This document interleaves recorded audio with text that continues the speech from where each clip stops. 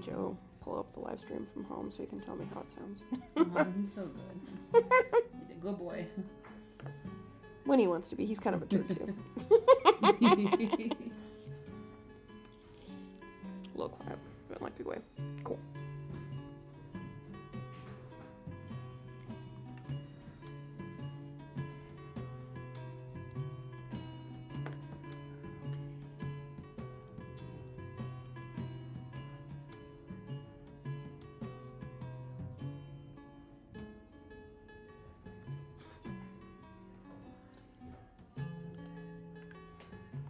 That's good. Interesting. Okay. Hey, Joe, can you hear me right now? I really hope you can't. Oh, that's why.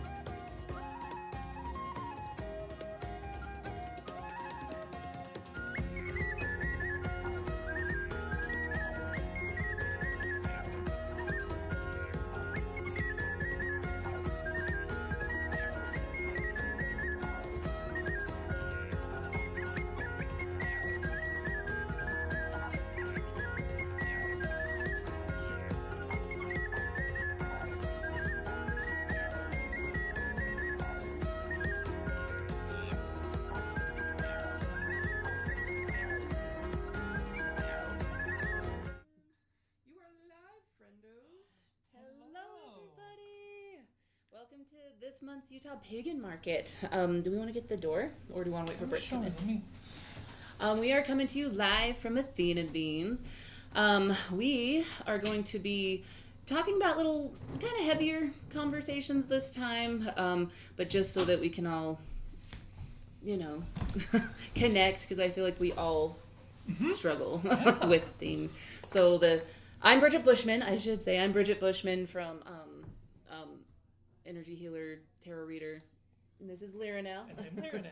Yeah. Here I am. Mike and Loki are not with us this week, so send them lots of good vibes that they're safe and that they're driving good. They are tripping out to Elko, I believe. So. Elko, Nevada. Elko, Nevada. So I hope you guys are driving safely. Exciting and fun times. Oh, yeah. There we go. Hi, Brittany. Oh, thank you, Brianna. Nice. So, we have a big agenda we're going to be talking about a little bit. We're going to be talking about when we're no longer in the dark days, but you're still feeling like you're in the dark days, even though the sun has moved on. We're now in spring. We're past Beltane, so we're kind of more summer now. Like, oh, sure. We're coming up to summer vacation. Yeah, I would say. Where does that put us at? Letha's in about 3-4 weeks. Oh yeah, summer solstice. When the sun is at its height, and that's supposed to be like when you get like that nice sun energy that grounds you and everything. But what about when you're not feeling that? I was gonna say there's a lot of momentum. There's a lot of energetic upswell that's occurring between Beltane and Letha as things are coming to the literal like solar climax of things, and you can still be depressed. Yes, you can still be anxious. And sometimes that can even be exacerbated with how much is going on. And how much you see like on Instagram posts or the internet of all your pagan friends who are in spring, who are like celebrating, and of course we all know that like the internet's not real, and we're all doing our best and everything, but when you feel like you're seeing everybody dancing and happy, and then you're just like, I can't force myself to feel that way, like it's been on my mind this past little while, because I've not been like in the best of headspaces, but I don't know anybody who's been perfect in their headspace and everything, but like it's been rough since like late January. Yeah, for some reason. Yeah, it's been a tough going and everything, and I was thinking about how I grew up in the religion of the city, and this isn't going to be like religion bashing, but it's just like my perspective has been, I grew up in the church that's here in Salt Lake City, and there tended to be this like underlying, if you are feeling depressed, like we even had that song like, if you chance to meet a frown, do not let it stay, turn it upside down, smile that frown away. Yeah, that's a real song. So basically speaking, it's like, if you are depressed, just stop being depressed. Like, there are things you can do to always get out of it. And while that first part is true, that second part is not necessarily so. Yes. Because there are things that we can do in our lives, small and big, that can adjust the situation and circumstance within which our mood is living. And that might help. Yeah. But in the darkest, deep spots, when you are not wanting to, it is really easy, like Bridget was saying, to just not magic. Yeah. And growing up in that headspace, it was like, when you're in that world, it's like, oh well, are you reading your scriptures? What are you doing that's supposed to be filling your cup? So then you get to us where we've left the church. I've been out for almost 20 years, and then you're in the spiritual community, you're with pagan friends and everything.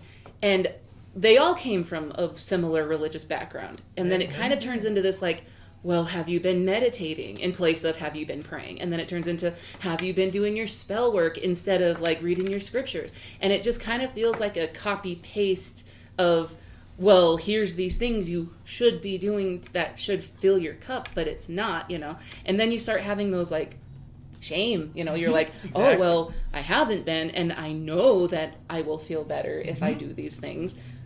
But getting out of bed is hard, right? You never get to be in bed. You work yourself into a negative feedback loop where everything you're trying could help if you were trying it, but you're not trying. And I mean, what an awful person you must be for not trying. That immediately spins you. Yes, Brittany. Or you spend a good minute trying, and you don't see anything happening from it. Oh my gosh. And that just reinforces that I'm not good enough. I'm not doing it Perspective. right. I'm not doing it well enough. I'm simply not good enough. Yeah, it's And never that's- good enough. Like, And that's really hard to meet.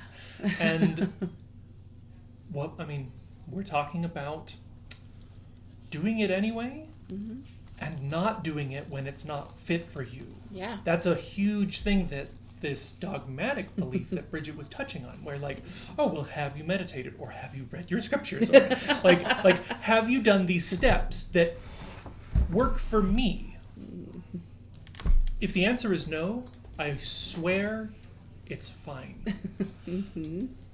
It's going to be hard to convince you in a 1-hour stream. That it's okay. When you, like, magic is so much about knowing yourself and knowing how you fit in the situation you're in. And if you can identify those two things in a simple, low effort manner, you can give yourself the grace to relax, or by identifying those, you can understand, no, I do have 5 minutes. Maybe like I can spend at an altar, or I can draw tarot, or something. EFT tapping helps. Yeah, But then you're like, no, I'm not gonna Oh, do it. I do EFT tapping so much when like it's not when my anxiety is really high. Yeah. That's me in a different world spinning so hard, but it's like it's a lot of like mid work or mid task where I'm just like, I'm actually not I'm not okay. Okay. I'm not okay I'm right going now. to take a little bit and Just tap it through. Like, but yeah. I like what you were just talking about, like recognizing that it's fine, because like what we were talking about earlier, it's like you need to fix the problem. Like I saw a really good, and I wish I remembered what this therapist's name was, but on Instagram, they were talking about how often when we think we're feeling our feelings, we're actually going straight into soothing our feelings, because that's kind of what we've been taught. But actually feeling your feelings is allowing that wave to crash and allowing yourself to feel that sadness and like that anxiety. And that when you go straight into soothing, you're actually not healing it, because you're just trying to put a blanket, a band-aid, you're just trying to cover it. You're like, no, it's okay. So sometimes the soothing of it continues to like throw the balance off. And so when you were saying to like say it's okay, I'm not doing all these things and I can just sit with this, it's going to be our first card we're going to talk about with the Lover's card. Tarot and anxiety. Tarot and anxiety.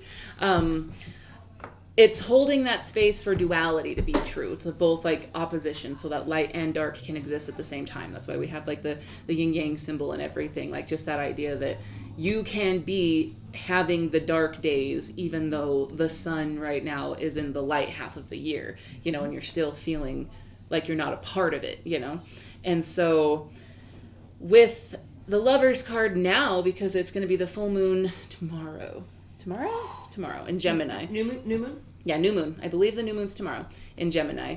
And this is bringing in that duality concept. Gemini's the twins, it's all about that like light and dark, and all about like push and pull, like opposites, like the union and opposition and everything. And in the Lover's card, the Lovers is the card for Gemini, because we have the two dual energies happening. And in the flow of the major arcana, this is the first time a supernatural being enters the picture when you're going from magician to high priestess to empress to the emperor.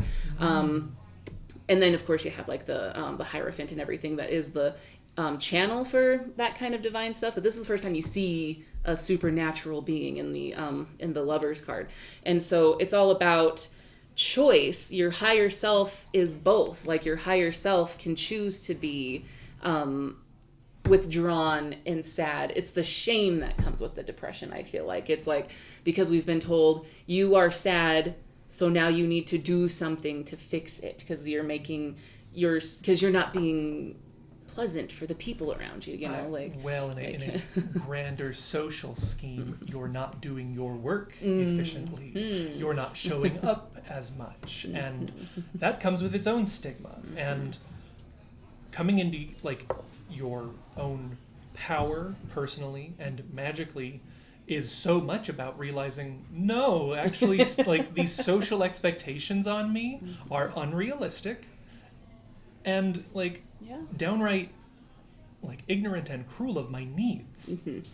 I know what I need, and that's some quiet. I need to get more than 6 hours of sleep a night. Like, it's very easy to look at anything relaxing when you are sad as a cope.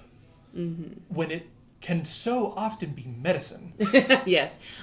With the new moon, we also have Saturn going into Aries. And again, I should probably get my sources. We could probably cite them later. But I had this really cool video that came up on my Instagram talking about how with Saturn right now is entering Aries. And so it's going to have that feeling of like urgency. Like, I have to be urgent. But Saturn wants you to like think of commitment and devotion and dedication. And then the Aries fire wants to go. So you have that feeling of this needs to happen right this second. You know, I am sad, which means this second I need to do something about it. But then you have Saturn coming in and it's talking about, no, you're in this for the long game because Saturn hasn't been in Aries since the 90s. And so it's going to be there for 3 years. Please, somebody let me know if I'm saying that wrong. But from what I understand, it's going to be in there for 3 more years.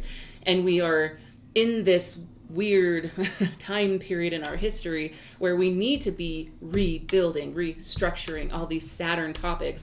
And with the energy of Aries, it's like channeling that fuel, that fire into something that will last. Something that, like, what? Give me that which I desire. Is that what you said? Give me fuel, give me fire. Give me that which I desire.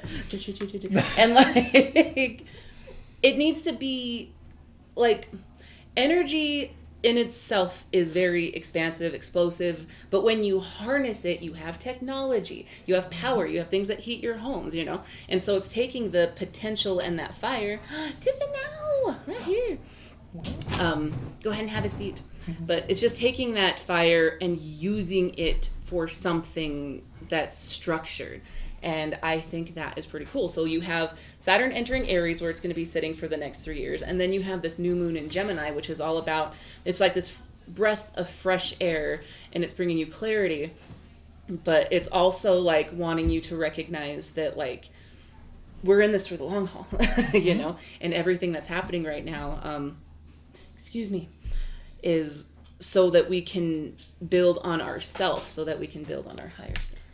Monica actually mentioned that it's going to be coming into Aries for a few months, and then it's briefly going to retrograde back into Pisces for a bit. Oh. And then it's going to come back into Aries for about 2.5 years. So yeah, close to 3. Yeah, so we're going to have this weird little breathing thing. Good job. And thank you, Monica. Wait a minute. Yeah, thank you, Monica. Monica's way to mess it up. I know, right? That dichotomy between Aries and Pisces. Yeah, and then you have like this very different energies. Yeah, I'm just getting psyched out right now. In this moment, let's go. Like, so you have all this stuff happen. Back to what you were saying about urgency. You know, like, oh no, all of this has to happen right now. I'm not happy where I'm at, so I have to do something about it right now. Instead of like sitting with the feelings, because we just want to soothe and do something, and our self-worth is classically been associated with our productivity and movement. So it's a very interesting. Monica says you're all the coolest. That's you. No, I've actually been in the middle of like a really like unexpected anger the last like day or two, and exactly like you said, the very first reflex was like, oh, I'm above this. Like if I am to maintain the order of my mind and my like stoic position in things, I just need to not give into this. Yeah. And a couple hours later, I was just like, no, I'm really mad. And it's okay I'm to actually be just, mad. you know what? No, I'm going to like sit and really let it out. Yes. And so like I reached out to my friends But I also like journaled, and I opened up a Google Doc on my phone because I wasn't at my computer, and I just started like venting because that was what I needed. Yeah. Like this stuff. The devil card. Which also isn't bad, is the other thing. But going into that dark space, dark, because when you... Witches know that light and dark are the same coin, like it all goes together. So instead of trying to be like, no, I'm going to just... but you let yourself feel your rage, like you have to. Like, my grandma told me once that like rage is helpful. It's a catalyst. Like a lot of people feel like they can't feel anger and then they feel like shame about it, but your anger is a tool to help you realize that something's wrong and it's trying to help you.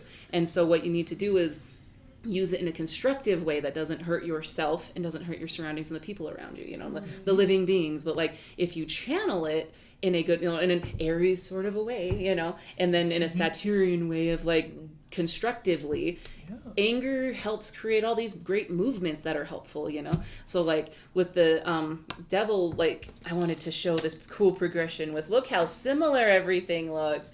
Like you have this angel and everything's going great. You're being blessed with this union. You have this higher self aspect. You could be the angel or you're being guided somehow with whatever you associate with that. And then you get the turn of the wheel, comes, and then you have a lot of this stuff that you're dealing with. You're dealing with anger. You're dealing with sometimes like addiction to those feelings. Like I absolutely... what term I almost used a term I probably didn't want to use for YouTube, but like I find myself being addicted to hurting my own feelings. I do that all the time. And then when I start going down this stream of hurting my own feelings, and then I start feeling that like feeling in my chest of, oh, my heart hurts now, I keep going for it, and I think I like it, Oh, like Gautier was right. Like, what was that? I said Gautier was right. What's that? You get addicted to a certain sort of sadness. Oh yeah. I was like, wait, what? Like, I was quoting the great philosopher What? of Gautier. Like poking a bruise. Yeah. Or like when you have a loose tooth and you're just jabbing it into your gum, like and like. I don't know, like, and then I always feel like I do my best writing when I'm doing that to myself, I get really like, oh, this could be a song, this is going to be a book, like, and then, like I said, if you channel it, but then nurture yourself, there's a lot of great things that come out of that. Like, there's a lot of bands that play the best songs feeling that way, Say, Hank Green has a really great video about how spite is a great fuel that burns white hot and dirty. Yeah. And yes, it is quick, it is fast, and it can drive you to incredible things, and you will feel awful if that's how you fuel your engine all the time. And he encourages like leveraging that moment, like existing in those spiteful,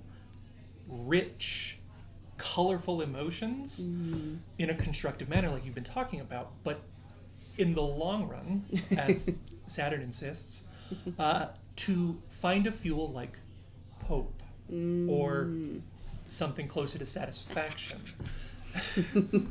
You keep saying that. Oh my gosh, it's like we planned this. You didn't know about these two things I was going to do. I would say, that's the thing. We didn't plan this. We didn't. We're just having fun riffing. Finish your song. I feel like I. Oh no! Like finding a cleaner fuel Yes. that burns slower and longer is what keeps you active and engaged with your project or momentum or whatever in a way that can sustain you and the process. Spite will almost certainly flame out the project and burn you to a crisp, but it can get you started. Yes, it can. And then you have your judgment card. So do you have that image pulled up? So between these three cards, you have the lovers with the angel with the couple at the bottom. And then as you progress through the major arcana, then you get the devil with another supernatural figure between the two. And then by the end, after you've reached the sun card, after you've gone through the varying degrees of darkness into the light, after the sun card, you have judgment with another supernatural being calling you forth from the grave. You have the two people, this time with a third. So it's like a child, but like it doesn't have to be like a literal child. It can be like, this can be your childlike energy coming back, being reawakened, things that reminded you of being a child. And then in this time, the couple down here, they are facing the angel together. Down here you had the one figure looking up at the angel and the other one looking at the other figure. Neither one of them are looking up in this one, and then in this one everybody's looking up. So it's like you've gone through this big like upheaval emotionally, and then you start coming to consciousness over some different like storylines in your life, and then you have this judgment card. It's a reawakening. You've got the trumpet, like it's calling to you. It's calling you to like what brings you purpose again, like what you're talking about with that clean fuel rather than the fuel of like being vindictive and hurtful. You know, you have that like, oh, I hear my passion. I'm hearing the call, like Elsa in Frozen 2. You know, like you're hearing that thing. And now both aspects of yourself are now in unity between the two figures, and then that childlike being in the middle. There was a child in the sun card right before it, and then now you have the child in the middle of judgment looking up at this calling. And with the word judgment, I wouldn't use that if I were to have done these. I would have chosen something different because it evokes this like final judgment. But if you soften that from not having like religious overtones and everything, it's more about like getting to see your life past, present, and future, and seeing that all of it was good because we all tried our very best. Everybody thinks the final judgment is this like awful, oh, I'm going to have all the bad things I ever did. But really, like everybody, you know, you're going to see your past clearly, and you're going to see your future clearly and present, because it's all going to like coalesce into one thing. And then with this Gemini energy with our new moon, you get to have that fresh energetic clarity of thought and go, oh, I can recreate myself now with this new moon energy, with the Gemini energy on top of it, with childlike wonder and hope that's not based off of people that you follow or like books that you read or anything like that, but like your personal gnosis and what makes sense to you and what feels good. Mm-hmm. Yeah. Like, I don't know. So, I love that. I think it was really much. I know some things. Thank you. I just say thank you. So I said to Rox earlier. I was like, it's okay to say thank you. So, that was kind of what I just wanted to talk about. Like, do any of you guys want to talk about, like, it's kind of a vulnerable subject, you know, and like, of course, if you are feeling very, like, in it, like, always go to therapists. I think Rox has, posted like the there's resources in the chat. There's resources like the description. Good job. Yeah, so. And I can say from personal experience, don't be afraid to go to those I call them fuzzy sock vacations, but the mental health hospitals where you stay for a little bit. Yeah. Never want to go back, but honestly, it was something I needed at the time, and having those resources available to us are really wonderful, and the people there really care and want to help you get the tools you need to manage things like chronic anxiety, chronic depression, bipolar, PTSD, schizophrenia, whatever else you've got going on in your life. Like, you don't have to fix this, not even fix this, manage this alone. For me, something that helped was thinking about it is like, my brain is physically broken. There's a receptor in there that doesn't work right. Medication can help that work right. And for me, that was affirming because it wasn't my fault. Yeah. Like, there's physically something wrong. There are things we can do to fix it. Now, some people won't find that affirming, but for me it helped, knowing that it wasn't something that I did to cause these problems. It was just the roll of the dice. Yeah. And saying it out loud always helped me too. So like saying that for you was helpful rather than people wanting to skirt around it and being, you know, saying different things to kind of like soften, to soothe, you know. Yeah. But like when you just flat out said the fact, you know, it can still be helpful. Yeah. Well, and you don't have to do it alone. And that, like, I love that because that turns the solution from a cure of being some way to a journey seeking resources to help you be who you are. And that was actually what brought me into witchcraft. was my transition, because I've suffered on and off with mental health, like depression and anxiety. And in 2001, 2001, I kind of hit a breaking point. And like, for me, my spiritual life has always been really important. 2021? Yes. Okay.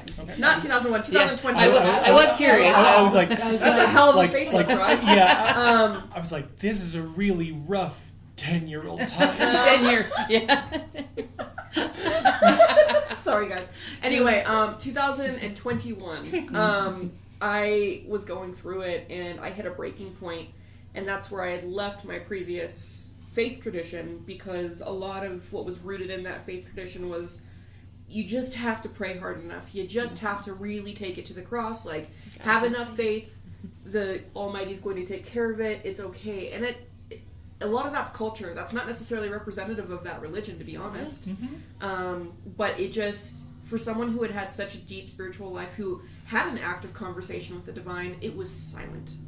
And it was like, I recognized there was this transition of, I needed to actually start trusting myself to get better with the help of professionals, rather than just absentmindedly putting that into the hands, the bucket, right, of the divine, and not doing anything other than praying it away. Yeah. On the prayer request card. The prayer request card. Yeah, exactly. And so I had to kind of like, it was so fucking, so hard. YouTube, blah, blah, blah, blah. YouTube, blah, blah, blah, blah. Sorry, we had this whole conversation about being PC today, and of course, I'm the one that broke it. Something tells me we're well past. We're well past. Yeah, we're past that. AI gods aren't hearing us.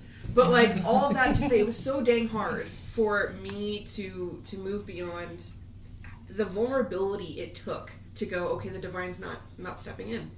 I know that sounds weird, but like, to like admit to myself that no one else was going to step in until I took the first step to get help outside of the divine.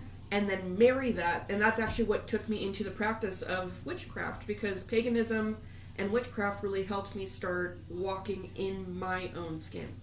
And Co-creation. In co-creation, yeah, like recognizing that energy in and of itself is really important to acknowledge, and then also work with, and then go, okay, this energy isn't energying.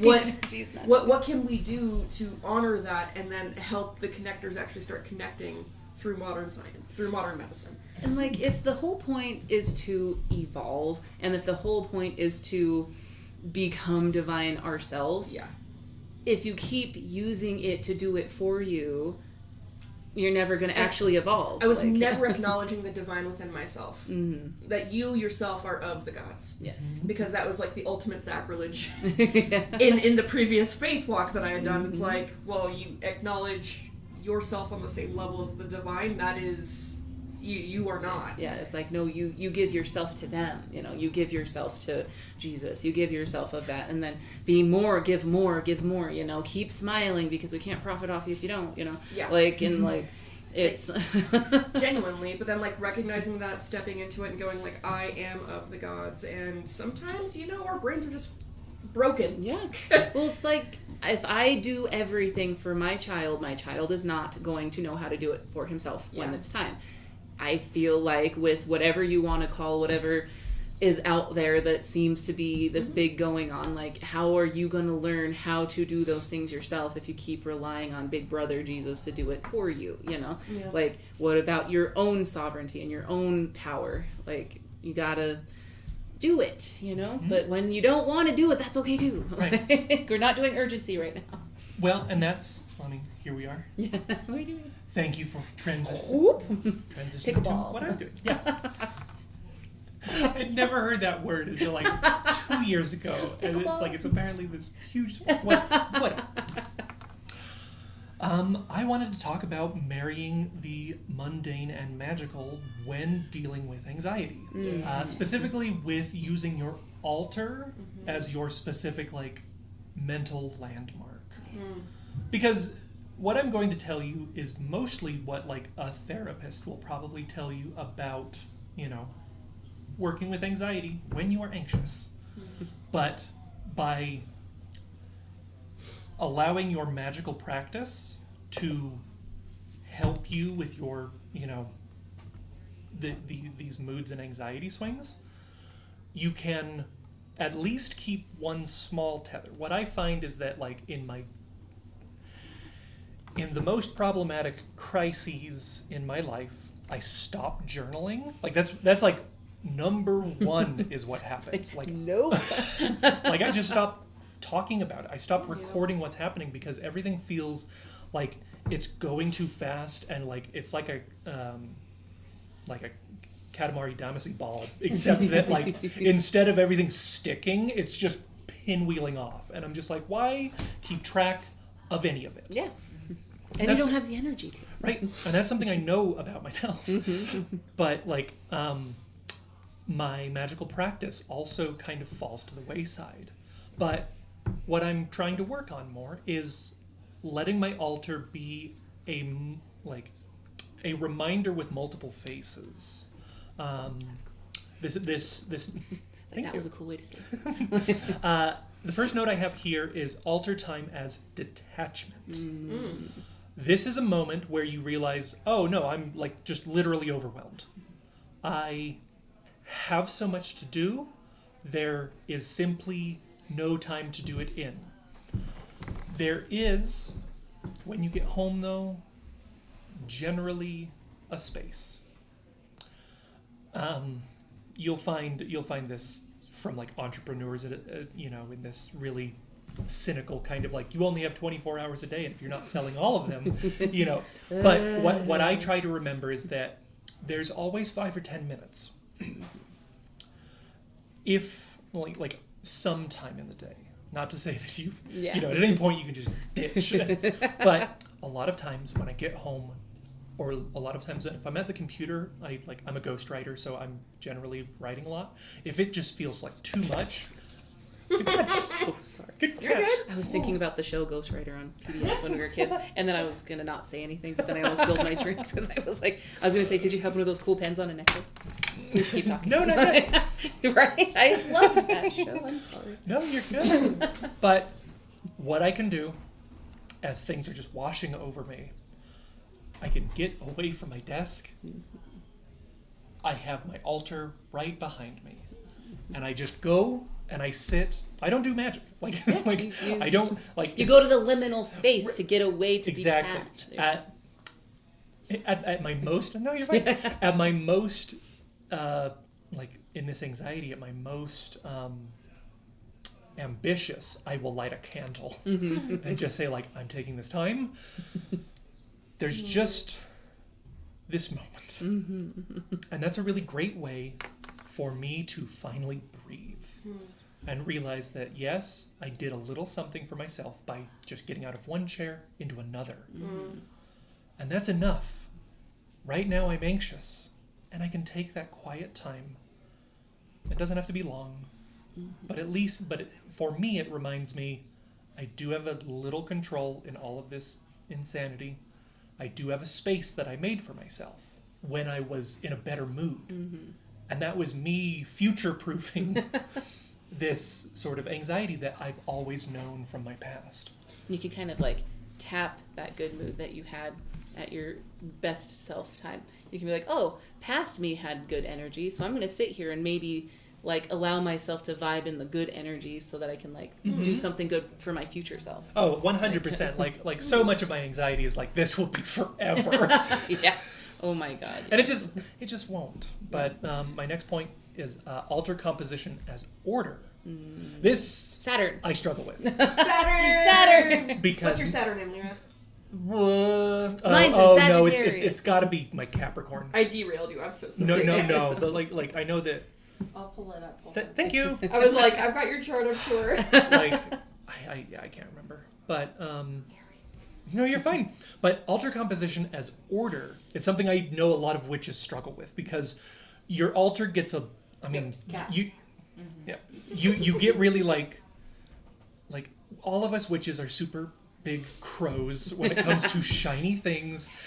The moment you have a new magical item is the moment it goes right on the altar when you get home. And then you forget about it. Right, you forget, or like it's not placed well, and altars can sort of fester over time. That's mine. Right? I have Like- mine under my stairs, right? And there's a door behind it that I occasionally have to access. Like, if the water main ever busts in our house, my altar will be in wreckage Oh, because you have to get behind all of it to open the door to turn off the emergency main. But that was the best place of the house for it. It's really cool. Sorry. So, like, I... Let there be no book I shall not burn. Let no altar be unturned.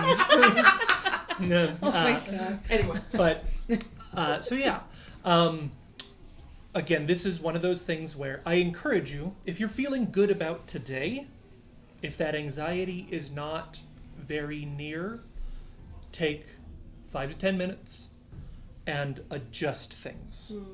Put your altar in order. Feed it. Even if it's that sort of lovely chaos that you live in, that, like, if you enjoy a scawampus scattered tableau, but you know where everything is, that's perfect. Yes. Because it's feeding your soul, Be- and you feed it, and it Right. feeds you, and you feed it. And so if it's feeding you, And when I feel insane, when I feel that things are out of order, my altar can be there as just a lighthouse, a point of, like, everything in this little place has its little space.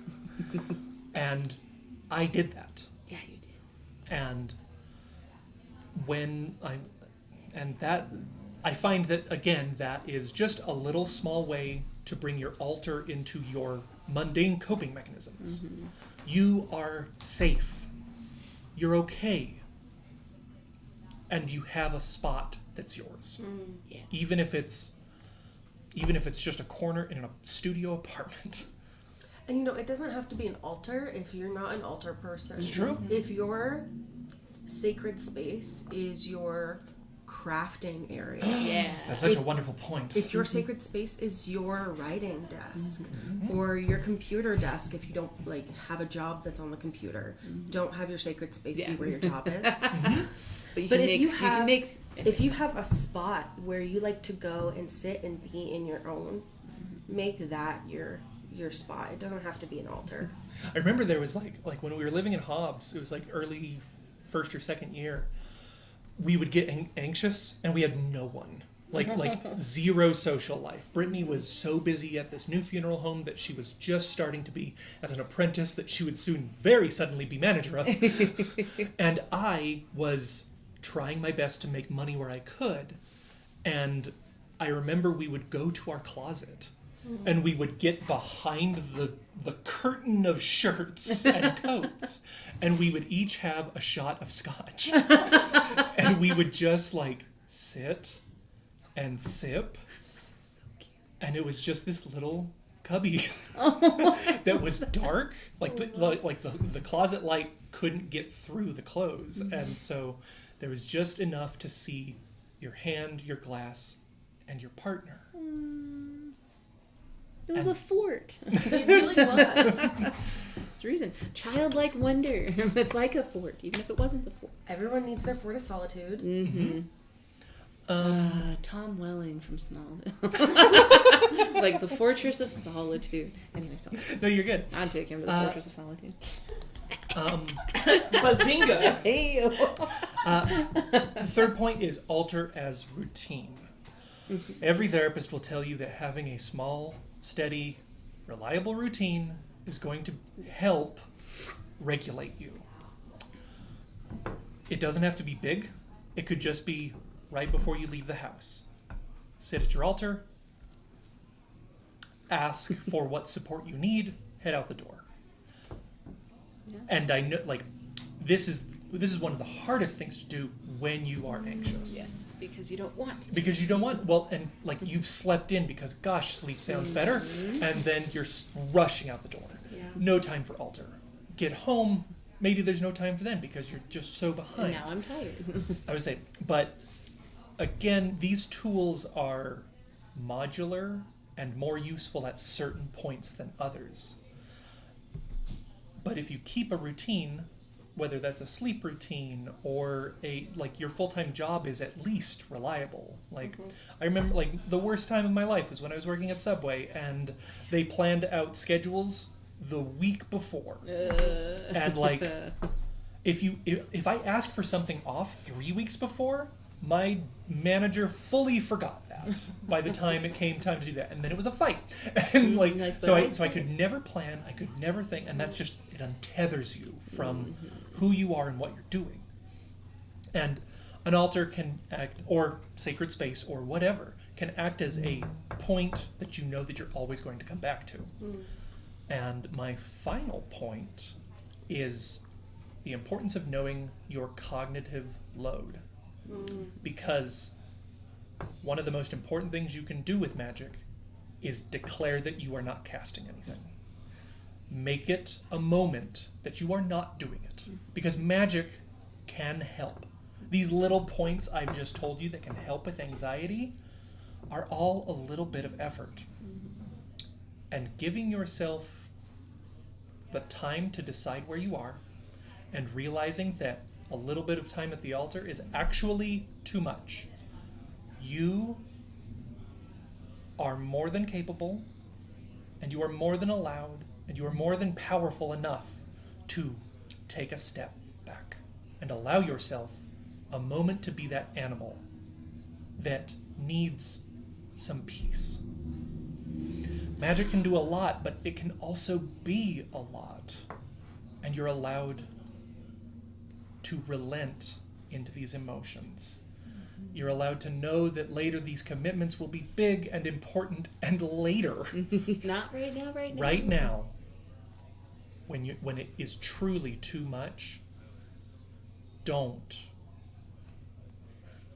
Just please resist the urge to to live in that dogma of, oh, I must. It's the only way to feel better. It's not. Yeah. These people are telling me. Magic is a tool. And if you're using this tool, like, you cannot bash a door in with a screwdriver without an extreme amount of effort. If you are using magic to solve your problems in the material world, it's not going to go as well as perhaps literally taking material action. Yes, because it's all one thing. Like, I feel like in spiritual settings, like, the material world is usually the first thing to go, and most people don't want to do that. They want to turn to anything else than putting their foot on the path of what they want. It actually brings up a good point that Monica put in the chat as well. Monica! She was talking about putting altar in order that you touched on, Lyra, and said that it reminded her that it's really true that our personal physical space really mirrors our souls. So making changes in one can result inadvertently in changes in the other, or on purpose. Oh, that's such a good point. Monica, you're so wise. Like that is such a mood. Yeah. Because like just from an anxious housekeeping standpoint. Yeah. If the dishes are high in the sink, I know that it's a sign to me. I'm just like, oh, I have been really anxious, so these have not gotten done, and looking at them every day has made it worse. Yeah.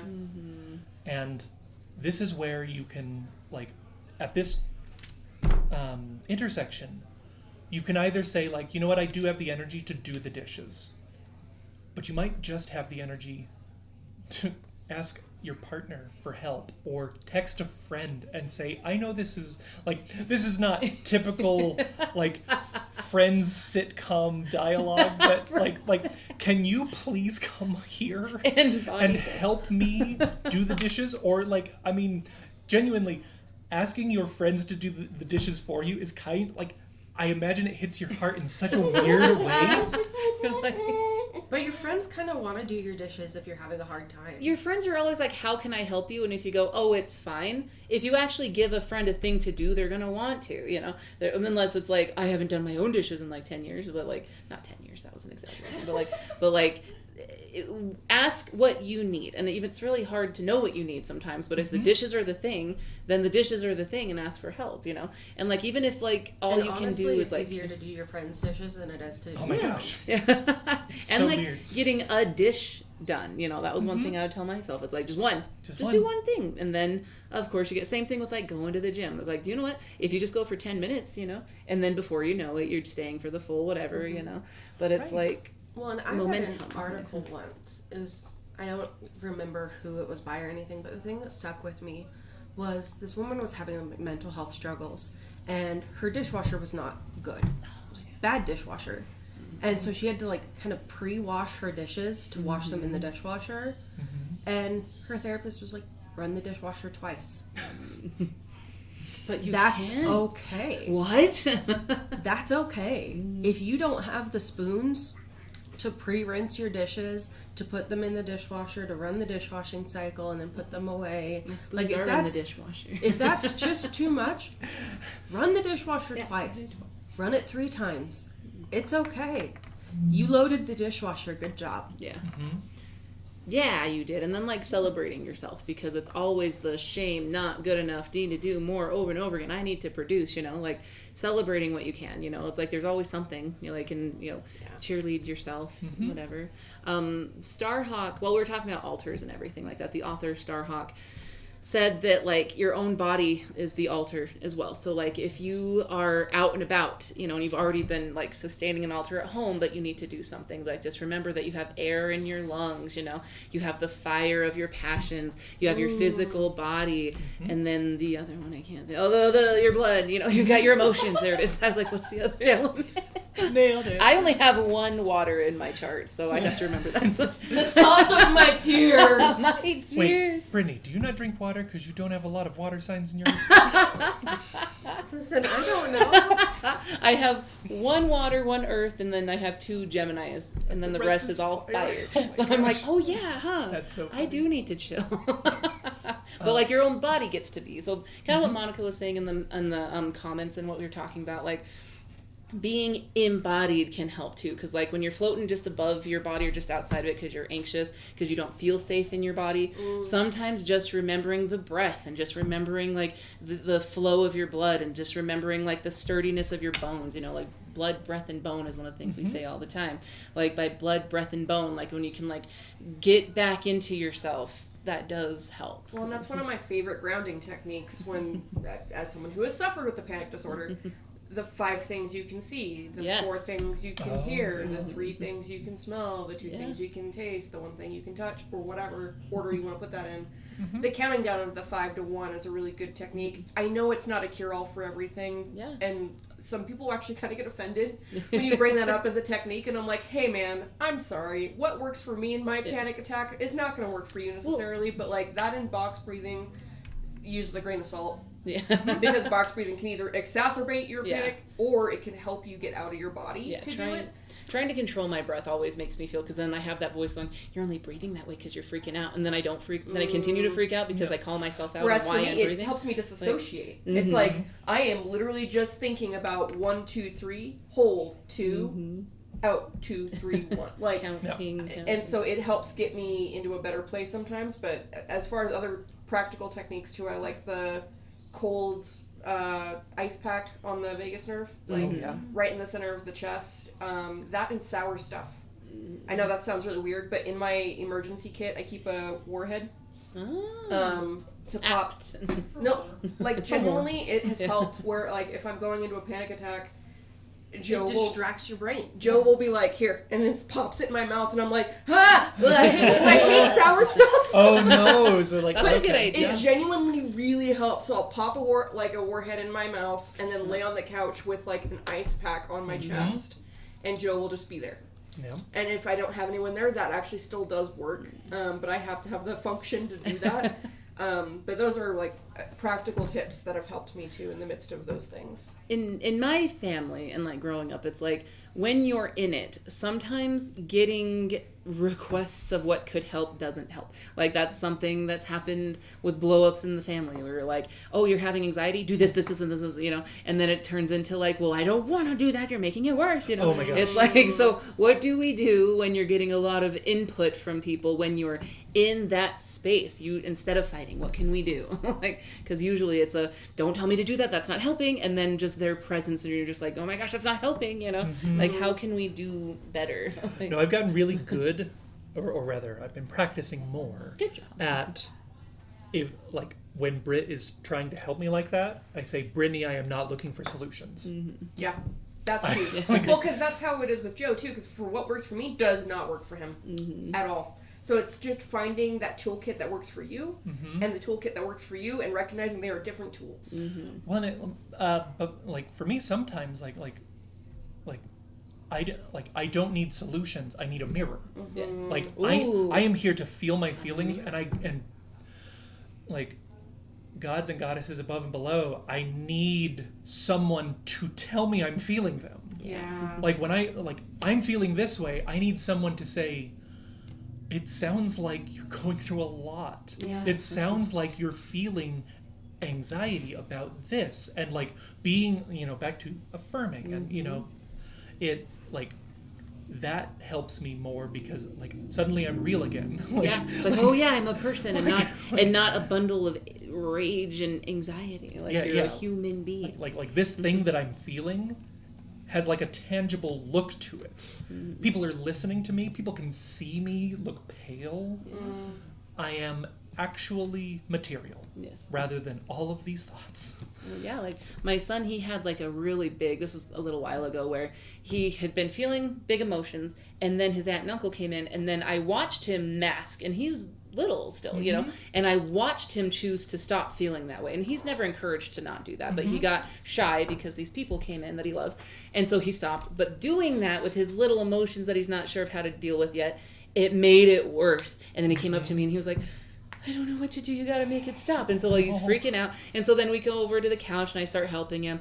And then like he was doing the laugh, cry thing, and then like when it was finally calm, I was like, I just said something like, wow, remember when we were at the ocean and the waves would come in and like go like that? But then like, I was like, is that what it felt like? Did it felt like just waves? And then we were laughing and feeling better. But like, sometimes you just have to like, sit with somebody with the waves, and everything like that. And I didn't try to tell him what he was feeling was wrong. I didn't try to tell him what to do. I just took him to the couch and just let him know that I was sitting with him and that any emotion he was feeling wasn't too big for me, and that I wouldn't leave him while he was feeling those big emotions. Good job, Mom. Yeah. Thank you. Yeah. And so I was like, I didn't go make him go somewhere else because he was being too much or too loud. Like I said, oh, I am here to help you as these waves smack you in the face over and over again. This is something I'm very bad at. If someone else is in a really anxious place, I start asking them how it feels. And in the middle, if you don't know, that's so frustrating. Yeah, you're like, I don't know how it feels. I just hate it. And so, like, I love that at the end of things, you started to, like, run a diagnostic. I was just like, hey, did it feel like this? And I'm sure or did it feel like you were getting drunk? Yeah, I'm sure if he said, no, you might have said, well, okay, let's, did it feel like this? Because that's so important for you as a person to understand how these literal waves of emotion hit. But and it's like, and not having them feel shame, because I feel like in our past culture, when we are faced with duality, with the boys don't cry, girls do what, like that old school paradigm that didn't help anybody, an older version would have seen him doing that and would have been like, well, just get over it, go to your room, or like, oh, knock it off, don't cry, like all that kind of stuff. But as we can see, that doesn't help anybody, and that's never helped, like it never helped then, but like we're trying to move through it now. And so like letting him know that like his big emotions wasn't something for me to run away from, because as the parent, your job is, okay, as you are growing, it is hopeful that you have had a mature adult modeling how to handle your emotions for you. So by the time you have a child, in theory, you are now this person who can understand your emotions a little bit better. So when your little child is feeling those big ones, you can help model and help them hold it, because they don't know what's going on. But if you were never taught how to do that, and you were just told, no, you can't have your emotions, then it just keeps on this like forever of nobody knowing how to deal with their emotions. And so as the parent who has gone through these things, it wasn't my job to leave him alone in those feelings. It was my job to sit with my own discomfort. Like one of my Reiki master teachers, Renee, she was like, you can only sit with somebody for as far as you sat with your own self. Like when somebody's going through something real deep, once you get to that point where you start feeling uncomfortable, what do we start doing? We start soothing. Because it's not about your child having these big feelings. It's about you wanting them to stop having those big feelings because you can't handle them yourself. And like, I'm pushing 40, and I had this conversation with my parents just like a couple weeks ago, because I started noticing my mother, who's fantastic, I absolutely love her, but when I was starting to have big anxiety, big feelings, and I would start processing them the way I do, she wanted to soothe and make me not feel those things. And I'm like, that's actually not helpful. What's helpful for me is just not walking away and just sitting with me so I can talk about it, because I'm a talker. I need to talk about it. And so for me, it's not helpful to soothe. I need to do this. And this was me years, and I was finally able to voice how I needed them to help me, because I was like, because I know you love me, but when I feel this way, I feel like you're responding more from a place of wanting me to stop being bigger because you were uncomfortable with how I felt, instead of legitimately wanting to sit with my big feelings. And so knowing how to sit with another person, and then all of a sudden you're like, ooh, I'm uncomfortable with that aspect now, so now I can't, but you're still going down, like you're still delving deep into that anxiety. That's what 100% how my dad raised. That's one of the things that I was taught when I first started doing funeral service. Ooh, yeah. Don't just do something, sit there. Ooh. Rocks.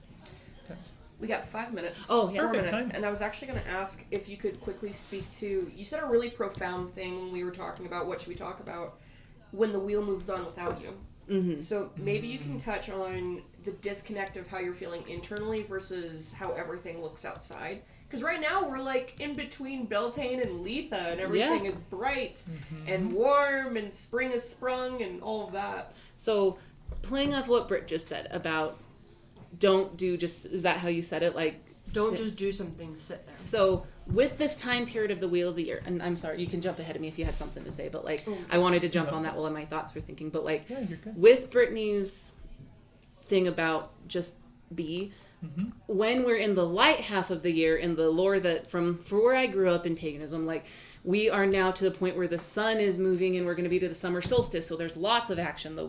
There's lots of growth right now. There's lots of green. And then once the sun like is peaking at Letha, then it's going to slowly go back down into the dark days after Letha, where we get into Samhain, we get into Yule, we get into all those things. Excuse me. So when you feel like the wheel is moving on without you, because I feel like I'm still stuck in October, some stuff happened in October that I feel like I am getting better about, but also still dealing with.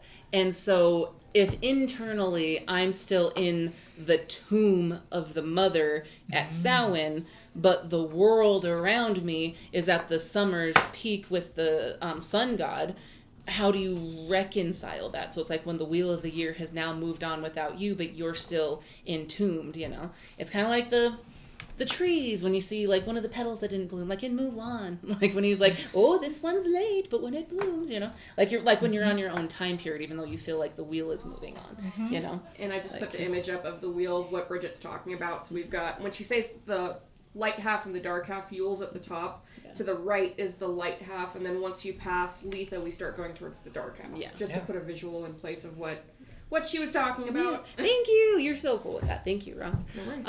And this is Rox from Ave Melody. She is doing all of our sound and everything for us. I'll do another sound. Look at that transition. I did it. How perfect. But when we were talking about what to discuss, when all of us, when we were discussing it, are having depression, like having really dark thoughts about things and hopelessness, and then you look out and the world has like hopelessness like written all over it, but meanwhile the earth is still there, there's still green, the sun is still doing its classic, because out in space the earth is still doing what the earth is doing, the sun is still doing what the sun is doing, even though on the earth everything feels like so monumentally shaken up, So is that what you were kind of alluding to? Like, what do we do? I just thought you it was... sit and you be still, like what Britt was saying. Like, exactly. Be where you are.